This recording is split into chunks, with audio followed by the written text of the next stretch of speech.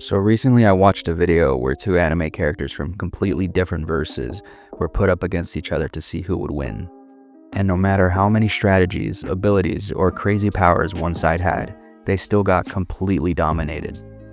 And the winner of that fight was Krillin. Yeah, Krillin. And that all came down to one reason. Ki is absolutely busted. So that got me wondering, how strong could characters from other universes be if they had access to Dragon Ball Ki? How relevant would they actually be in the Dragon Ball verse? And most importantly, could any of them beat Goku? Here are the rules. Every character is at their peak power from their own series. They're all trained up to at least Krillin level in base power, because that's realistically peak human in Dragon Ball. I know it's a little more complicated than that. Krillin had his potential unlocked and some other stuff, but for the sake of this video, let's just go with that. They can learn any Dragon Ball Ki abilities that a human realistically could, like flight, energy blast, and techniques like instant transmission or Kaioken are not off the table. And most importantly, they keep all their original abilities just stacked on top of Ki.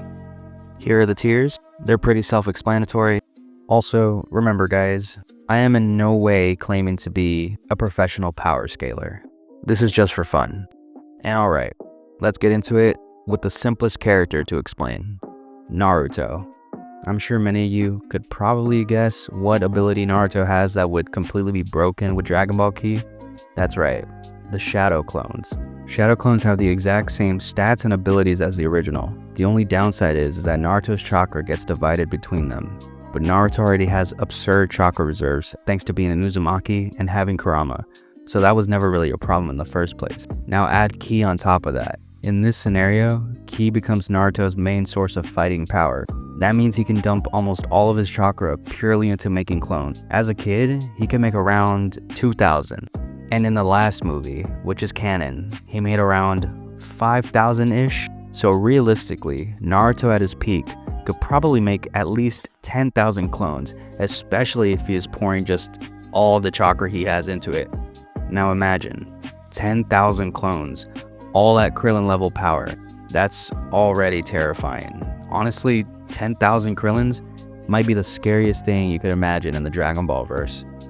Naruto would also learn Ki techniques ridiculously fast. Because of Shadow Clones, any training they do gets transferred back to him instantly. So things like flight, Ki control, energy blast, instant transmission, solar flare, and specifically Kaioken would all be mastered insanely quickly. Also, if clones can physically train and send back their power gains too, Naruto basically has his own personal hyperbolic time chamber. Now, let's be conservative and say Naruto learns Kaioken times 10. Now picture this, 10,000 Krillin level fighters, instant transmissioning around, solar flaring everyone, all using Kaioken times 10. And even if one Shadow Clone couldn't handle the power of a Kaioken times 10, it would just disperse. So even if all 10,000 of these clones could only land one full power times 10 Kaioken attack before poofing, that would be incredibly useful on the battlefield. And the real Naruto wouldn't feel any repercussions from it. That would be an insane fighter to have to go up against, even to some of the upper tier fighters. Here are some problems though. This whole idea depends on whether Ki gets split between the clones the same way chakra does. Because Naruto has insane chakra reserves, but not insane Ki reserves. If Ki gets divided, each clone might be much weaker individually. Plus, even with all these hacks, Naruto still gets outclassed by top tier Dragon Ball fighters with massive AoE attacks, which pretty much every Dragon Ball fighter has. So I'm gonna put Naruto at around Krillin level. Yeah, I don't think he's beating Goku in base. He's dangerous, annoying, and super useful in a fight, but not touching the real heavy hitters. Now, let's talk about Deku. And Deku is a little more complicated because there are two completely different scenarios. Scenario 1, Deku learns Ki normally. This is the most realistic scenario. Deku trains with Ki, reaches Krillin level, and keeps all his quirks. Now, the raw strength boost from One For All doesn't matter at all really, because Ki already gives way more power. But the other quirks, they can be pretty useful. Gear Shift already massively boosts Deku's speed. Now imagine Dragon Ball level speed stacked with Gear Shift. Even a small multiplier on top of a Ki enhanced movement would make Deku ridiculously fast. And since Ki boosts durability, the normal drawbacks would be way less severe. Fajin becomes kind of absurd. It stores kinetic energy through repeated motions. Now imagine storing energy while moving at Dragon Ball speeds. Deku could store insane amounts of power almost instantly, then unleash massive attacks back to back. Now combine that with Gear Shift, the Ki durability, and Ki strength, and Deku becomes an absolute monster. The other quirks though, Float is useless because Ki already gives flight. Smokescreen is almost completely pointless because of Ki sensing, but it could be used for surprise attacks when combined with Ki suppression. Danger Sense becomes a very watered down version of Ultra Instinct, basically Krillin with Spider Sense. And Black Whip, enhanced with Ki, would be pretty useful to restrain enemies. So in this scenario, Deku is very strong, but still not Goku level. I'd say he's around Krillin level, right below Naruto. Scenario 2 though, is really fun to think about. Keep in mind, this is a very hypothetical situation that would most likely not happen. So One For All grows stronger with each user, and I'm pretty sure it grows stronger depending on how strong the user already is, or how strong they get while having One For All. I might be wrong though, but if I'm not, what if Goku had One For All for most of Dragon Ball and powered it up with Super Saiyan, God Ki, Ultra Instinct, then passed it to Deku? At that point, Deku would inherit a One For All fueled by Goku's Ultra Instinct level power. To even be able to use it though, Deku would have to get to at least Krillin level before even attempting to inherit it. But if he was able to handle that power and actually be able to use it, he would instantly be stronger than pretty much any other Z fighter. So scenario 2 Deku, I would put pretty comfortably as strong as Ultra Instinct Goku, if not stronger. Now, let's talk about Gojo. A Krillin level fighter with Infinity would already be pretty dangerous. Pretty much no opponent would be able to even touch him. And if he somehow landed a domain expansion, he'd probably win instantly. But even a Krillin level Gojo would still have one problem in the Dragon Ball verse: speed. The top tiers in Dragon Ball would just outpace Gojo to the point where he'd never be able to realistically land a domain expansion. But it situationally could be a pretty good win condition, just like his next ability that he's going to be bringing from Jujutsu Kaisen, the Black Flash.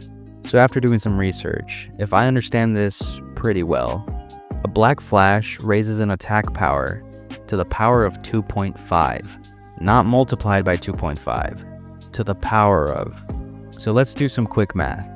Real quick, this is where I'm going to say what power level I think Krillin would be around. Some people will say he's around blue level Goku, which is just obviously ridiculous. But then I see a lot of people when I was looking this up say he was only around Namek Saga Frieza, which is just ridiculous. Come on, you don't think Krillin has gotten past the Namek Saga level? That's ridiculous. So I'm gonna say, for this video, Krillin is around Super Saiyan Goku on Namek, which I still think might be lowballing it by a decent bit, but let's just go with it.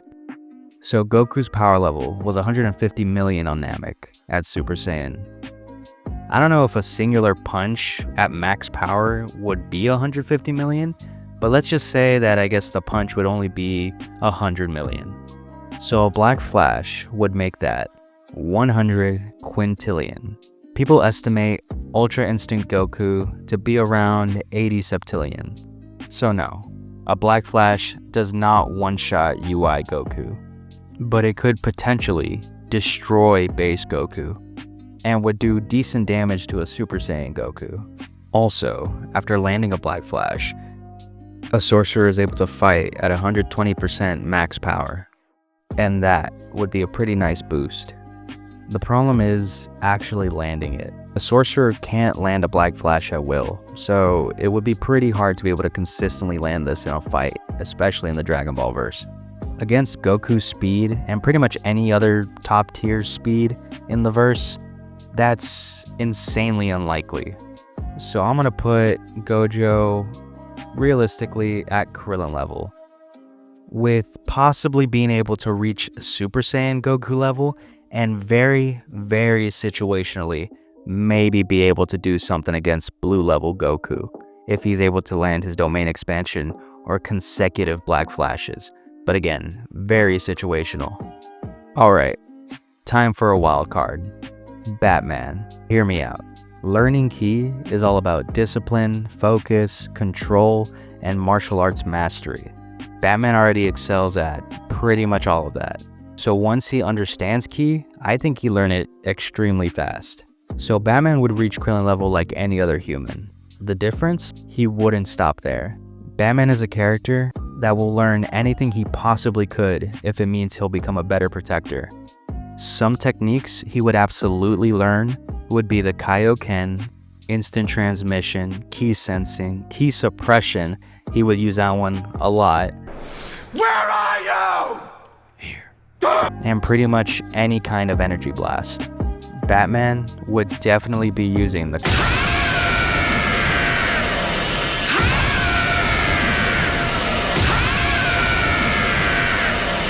Batman would definitely learn any technique a human possibly could in the Dragon Ball verse.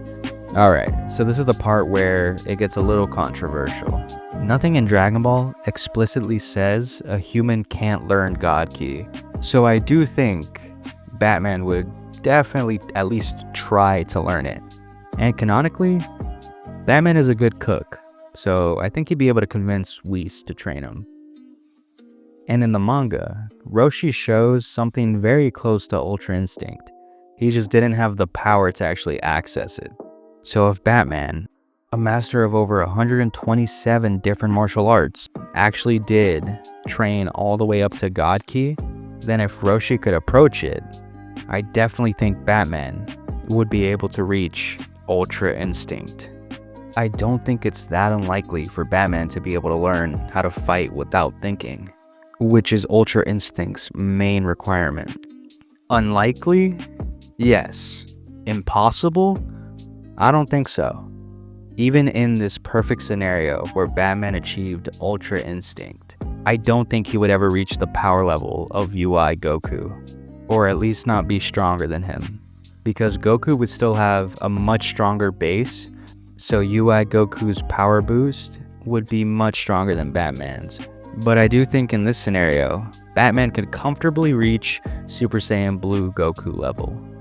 So, can any of these characters actually beat Goku? No. But in one very specific situation, Deku absolutely could, but only if Scenario 2 happened, which it most likely would never. So these are my final rankings. But no matter where I put these characters on this tier list, they would all be monsters on the battlefield, and they definitely would all get an invitation to the Tournament of Power. And please, remember guys, I'm not a professional power scaler. And a lot of this depends on assumptions about how Ki would mix with other power systems. This is just a fun thought experiment.